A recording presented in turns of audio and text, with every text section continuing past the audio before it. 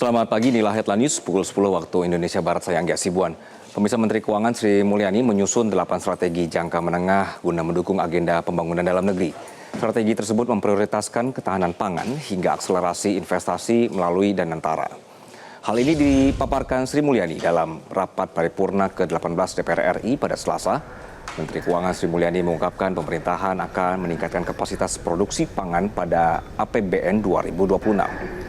Dalam hal ini, pemerintah berupaya mengurangi impor pangan dan menguatkan pasok hilir. APBN pun akan dikerahkan untuk mendorong pembiayaan tani, nelayan, hingga lumbung pangan. Selain itu, program makan bergizi gratis turut menjadi strategi jangka menengah pemerintah.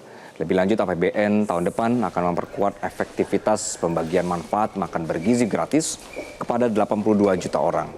Pemerintah turut mendorong akselerasi investasi dan peningkatan daya saing perdagangan. Dalam hal ini, Danantara memainkan peran penting dalam mengelola aset negara. Sri Mulyani menyebut Danantara akan fokus menarik investor dalam negeri maupun luar negeri pada sektor sumber daya alam hingga manufaktur. Di samping itu terdapat sejumlah strategi lainnya, yakni percepatan lifting minyak dan gas, penguatan pendidikan, pelayanan kesehatan, dan peningkatan pertahanan. Mengakselerasi investasi serta peningkatan daya saing di dalam perdagangan ekonomi global dan penguatan global value chain. Pemerintah membentuk Danantara untuk meningkatkan sinergi dan daya saing serta daya tarik BUMN Indonesia di tingkat nasional atau bahkan di tingkat global. Danantara sesuai arahan Presiden Prabowo harus dikelola secara profesional, kompeten, dan berintegritas. Diisi sumber daya manusia terbaik termasuk dukungan dari para expert di level internasional.